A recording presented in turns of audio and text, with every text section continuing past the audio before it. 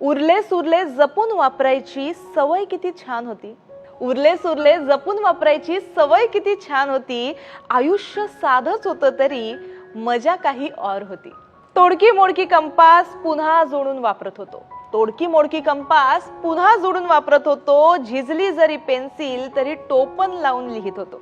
तुटलेलं पेन पुन्हा पुन्हा स्प्रिंग बदलून वापरत होतो. बरं का, तुटलेलं पेन पुन्हा पुन्हा स्प्रिंग बदलून वापरत होतो.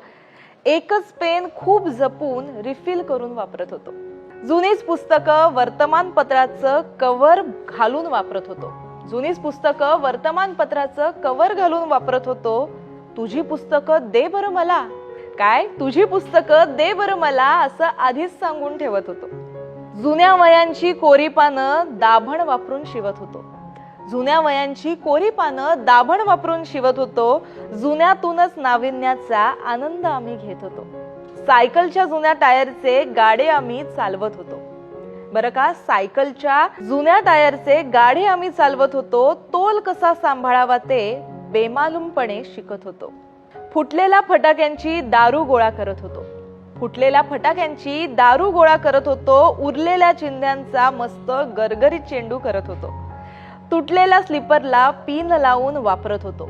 तुटलेल्या स्लीपरला पिन लावून वापरत होतो. ध्येयाकडे न थांबता तरीही पावलं बरं टाकत होतो. फुटलेल्या बांगड्यांनाही वाया घालवत नव्हतो. लहानपणी आम्ही फुटलेल्या बांगड्यांना सुद्धा वाया घालवत नव्हतो. दगडांचा बच्चू तर फरशीची लगोरी करत आम्ही खेळत होतो. फाटलेल्या गोधडीला ठिगळं लावून सजवत होतो. फाटलेल्या गोधडीला ठिगळं लावून सजवत होतो. उरलेल्या कापडांना धाग्या दोऱ्याचं सांधण घालत होतो. गंध जरी जुना असला तरी छंद मात्र नवा होता. गंध जरी जुना असला तरी छंद मात्र नवा होता. काटकसर अन बचतीचा संस्कार चिरकाल होता.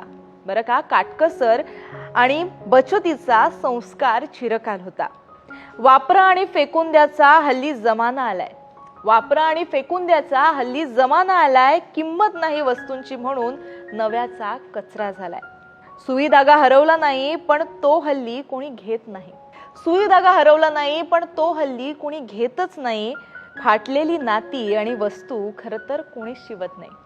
फाटलेली नाती आणि वस्तू खरं तर कोणीच शिवत नाही.